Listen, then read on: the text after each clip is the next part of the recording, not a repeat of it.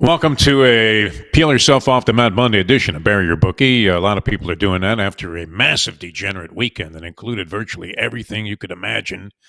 If you're one of those people that's ready to jump off a cliff, if you're betting NFL games, spare yourself that action for right now because you really can't be too hard on yourself after witnessing what we did over the weekend. These wild, extreme changes that took place in the final seconds of NFL games. If you had the Packers minus 3.5, you have reason to consider doing something that may be considered harmful, but especially when the running back is about to go in for a spread covering score and he realizes the strategy would dictate that he stops right here.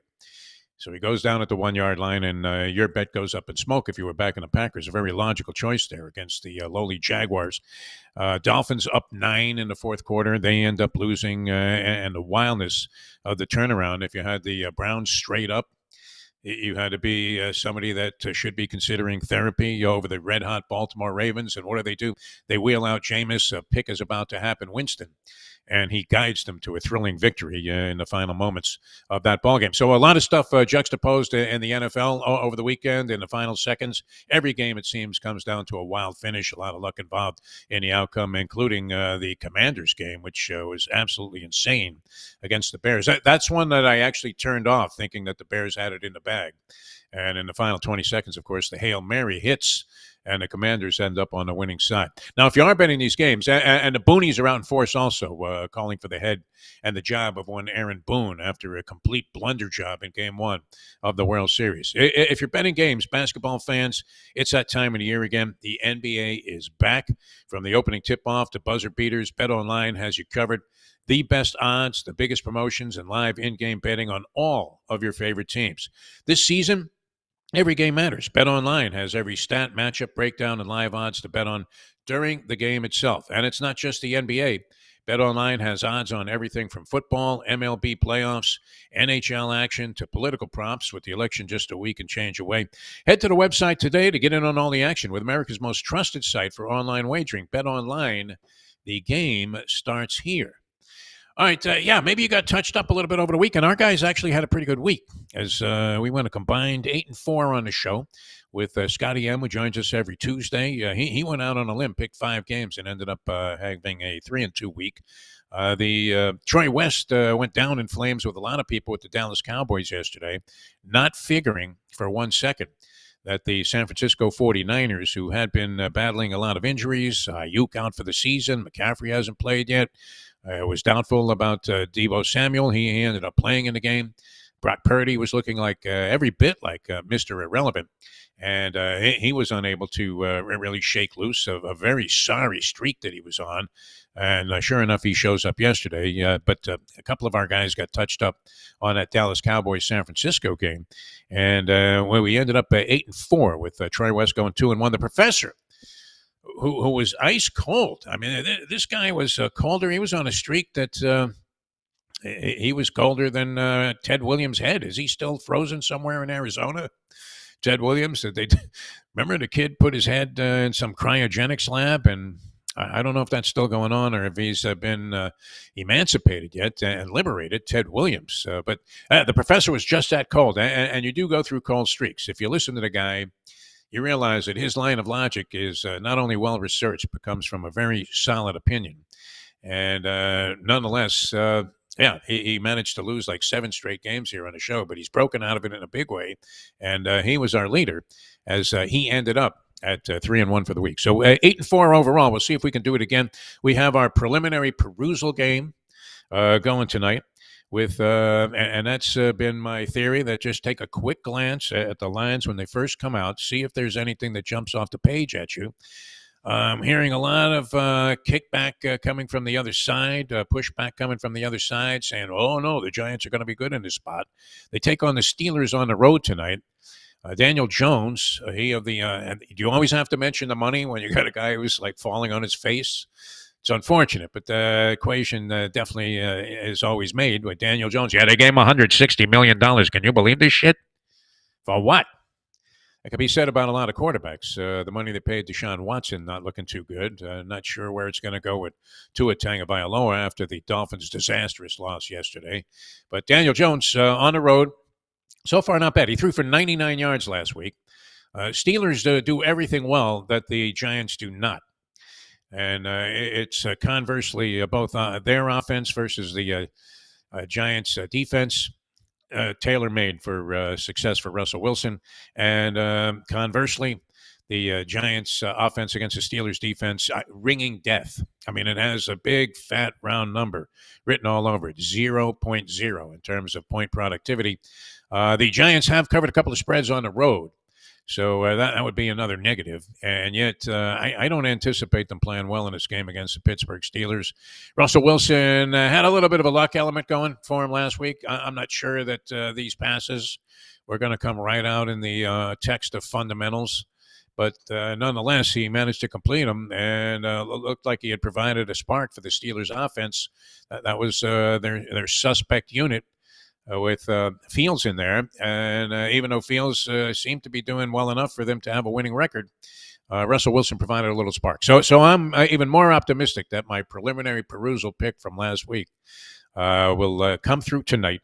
And we have the Steelers laying 6. Steelers laying 6 against the New York Giants, with the Giants on the road tonight. So that may quickly dissipate.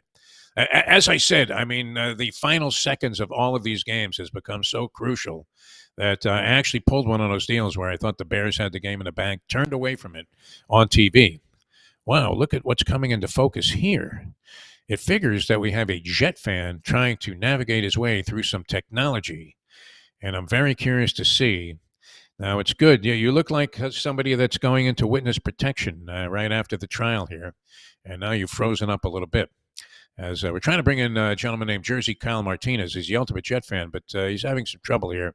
And I'm not sure that that's the greatest look. We'll try this again and see if we can't get it right. Hopefully he'll be able to tap back in here, because there's a lot to say. If you are a Jet fan, how disgusted are you today?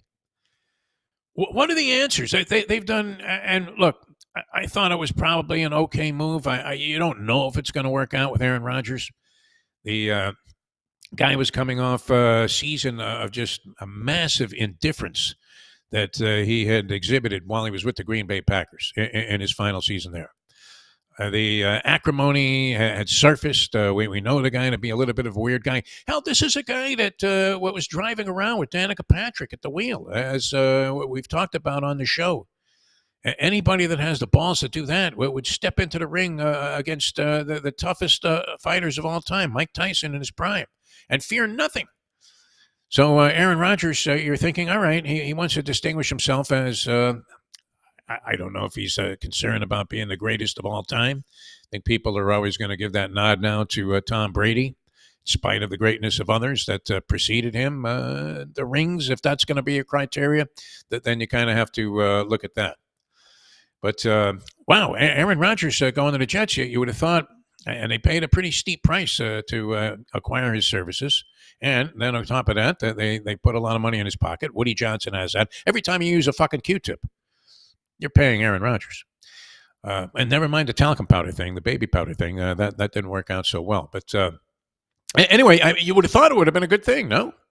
Aaron Rodgers comes to the Jets, and they give him everything. They bring in anybody that he wants. They bring in Nathaniel Hackett, a clown of an offensive coordinator. They bring in his favorite wide receivers that he had with Green Bay. Now they've even gone ahead and traded and acquired Devontae Adams.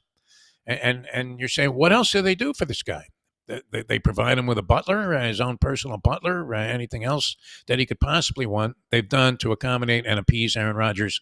And I don't know if there is an answer to the question, Aaron, are you happy right now? And with all that money that they invested, and essentially mortgaging off some of the future of the franchise as well, while they thought they had a very talented team, they managed to get lucky with a couple of, not necessarily lucky, but they hit on a couple of big-time picks in recent years, including Garrett Wilson, who's spectacular. And think about that. Now you have Garrett Wilson out there, and you're using Adams as somewhat of a decoy, for God's sake. It's like when the Dolphins back in the early 70s had Paul Warfield, and he was a decoy because they never threw the fucking ball. So you would think everything was set up for Aaron Rodgers to succeed, and then it shows you how treacherous it can be, people. This is why, please spare yourself the Dilaudid drip or any of the other things that you think are necessary to ease the pain if you're losing on NFL games.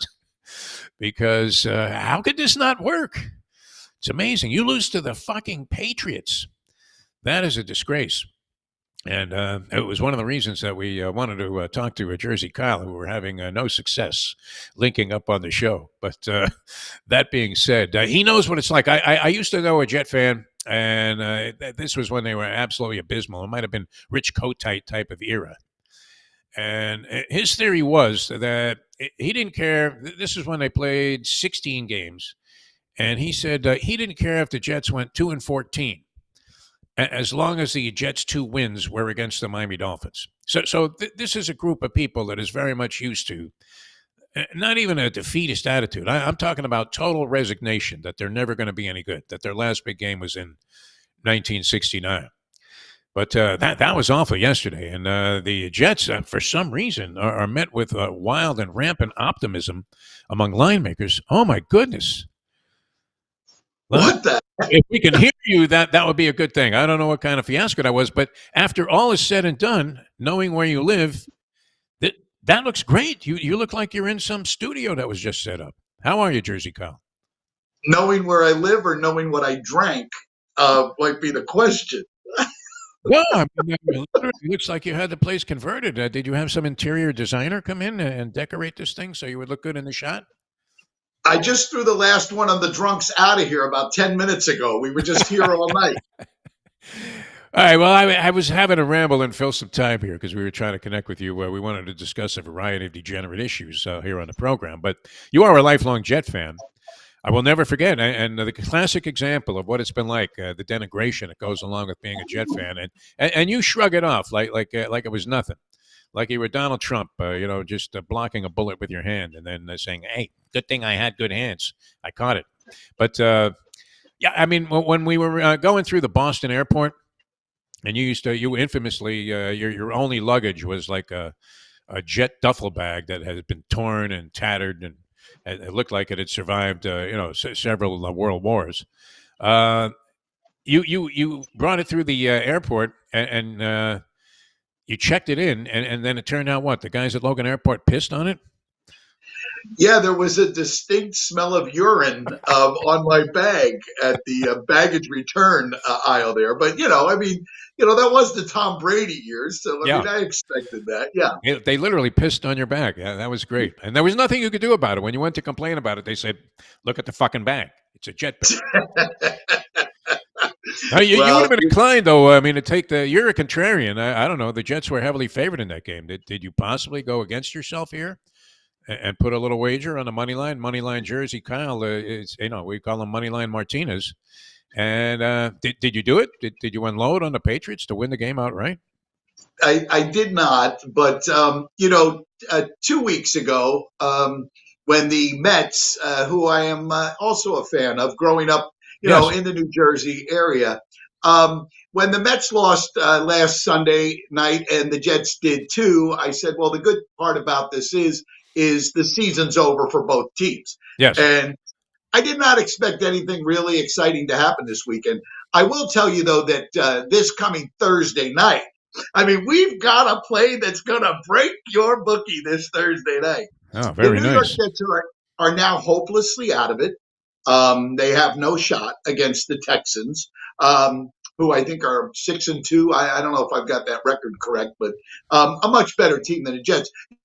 The Jets will win outright next Thursday night, just to give everybody that last fleeting bit of hope. You believe they're going to win? They're yes, favored by win. 1.5. Favored by 1.5. Outright win money line. Okay. Would you lay the points though? They're actually the favorite in this game, believe it or not, which I looked at. That jumped off the page at me.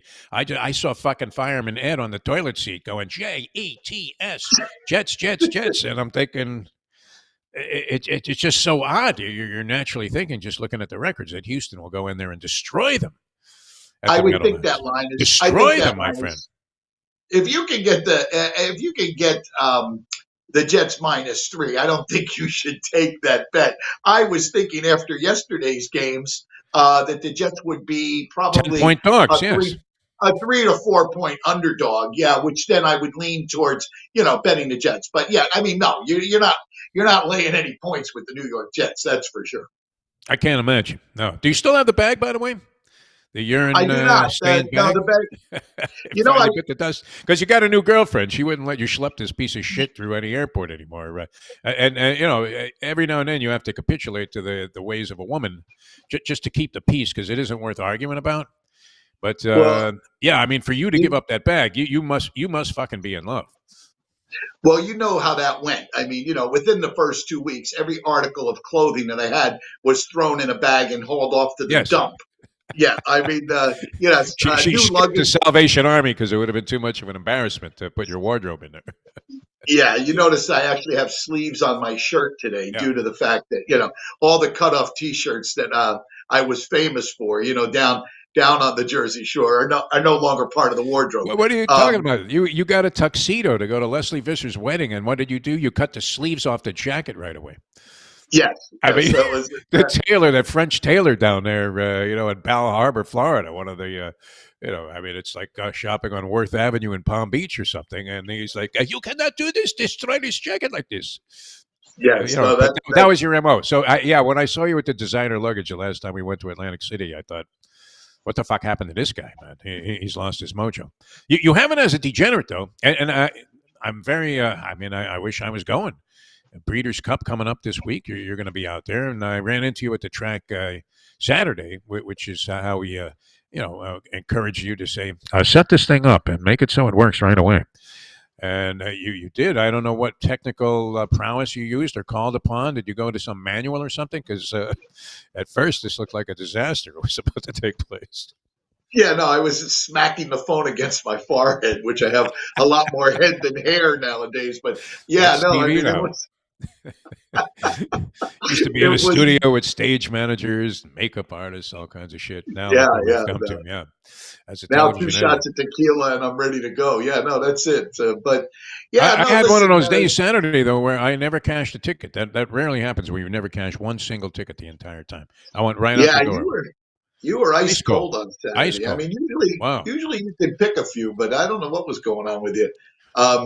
That the Breeders' Cup, which I'm really excited about. We're zooming out to the coast on Wednesday, we're going to get out there. I got a couple of long shot plays I like. I just don't happen to have the racing form here, but I will phone those into you so you can give them out to some of your listeners. Well, we're expecting a live report from the backstretch, my friend. Those are the days where you can actually make some pretty good scores. Breeders' Cup and bombs away, and that's what we're hoping for. This weekend coming up at beautiful Del Mar, where the shore meets the Manor. Oh, it's a beautiful spot. I mean, we went out there a couple of summers ago just to take in the races at Del Mar, and with the Breeders' Cup out there, this is going to be a spectacular, and a salute to the babes of San Diego. California women in general. I mean, the Beach Boys were right. I wish they all could be California girls. Unbelievable. I know you're stuck with that Jersey, thing going on, and it's an East Coast thing. But let's face it. When you were out in San Diego, you nearly fell off the cliff a couple of times, just staring at the babes. And those were like 80-year-old women rolling by, and they all look like they were Playboy centerfolds recently. It's quite a spot. That's going to be a lot of fun going out there. And if you can hit a couple of bomberoos. Which is your game, you can make yourself a ton of cash. Wait, talk about overlay payments. I think the Breeders' Cup, once you get past a couple of favorites, you're getting way more money on virtually every exotic than you could ever imagine.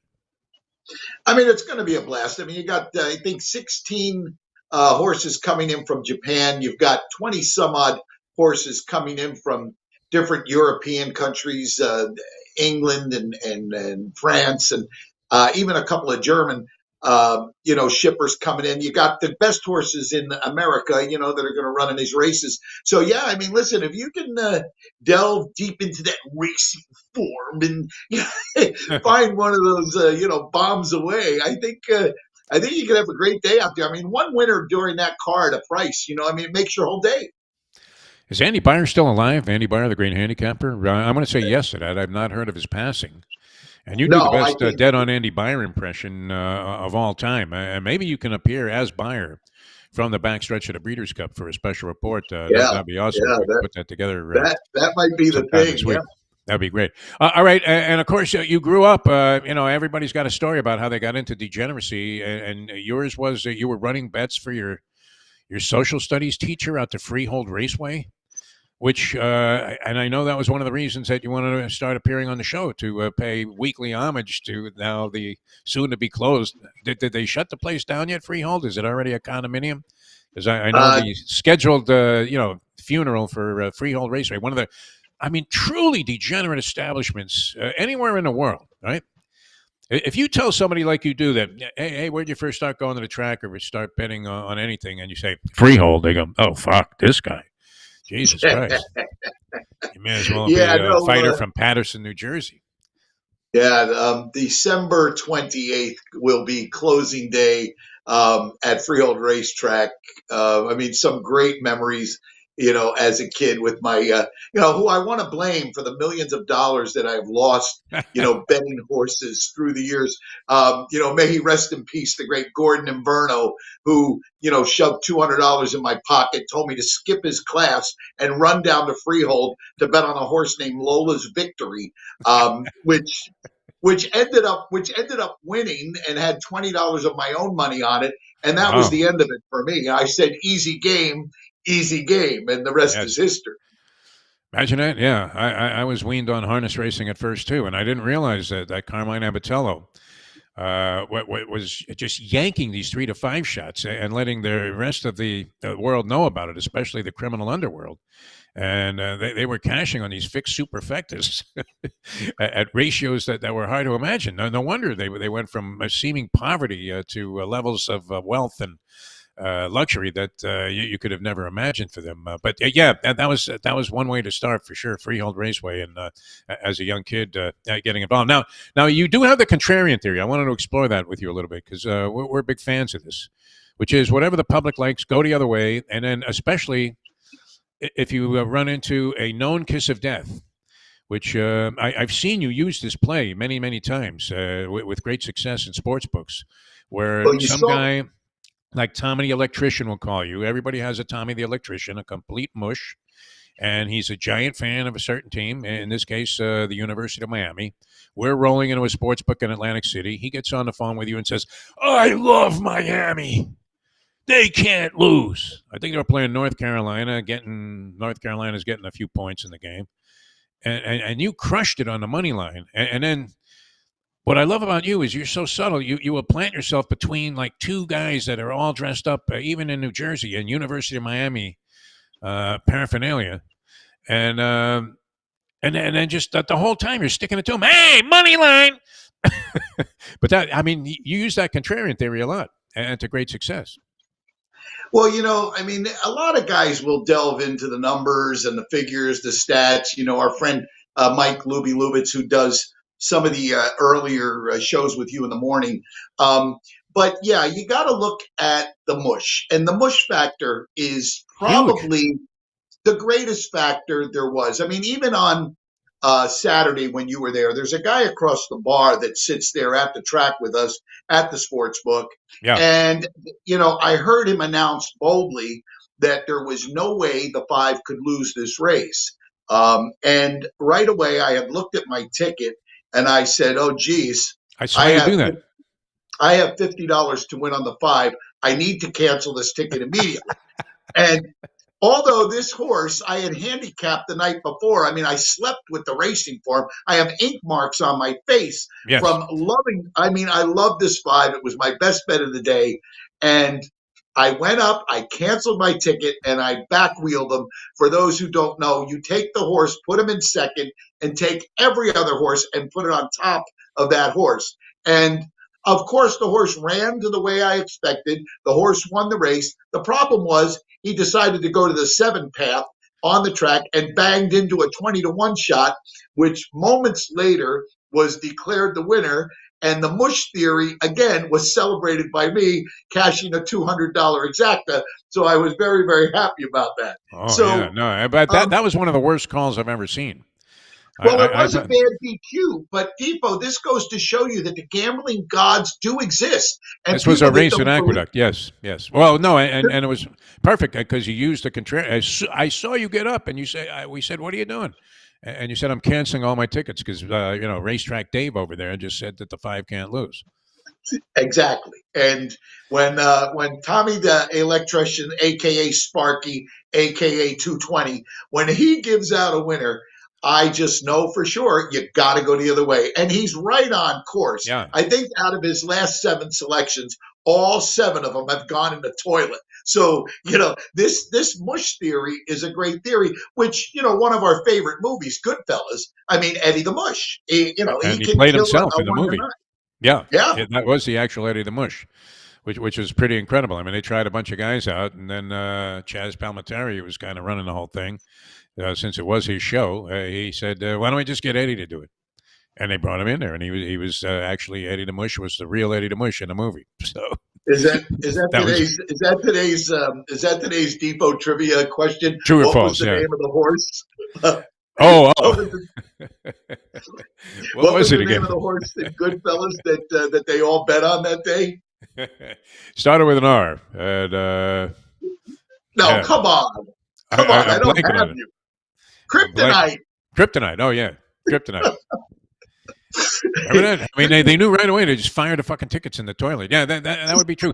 So this is funny, too, because I wanted to bring up there's a stat here that I've quoted before out of these guys that you talk about burying people. This was the old, I'm not sure if it was the Brent Musburger thing or a new outfit. Getting a scam call right now. All my friends' calls show up as scam likely. That's not Dino. That's not Dino trying to see if he can get a bet in.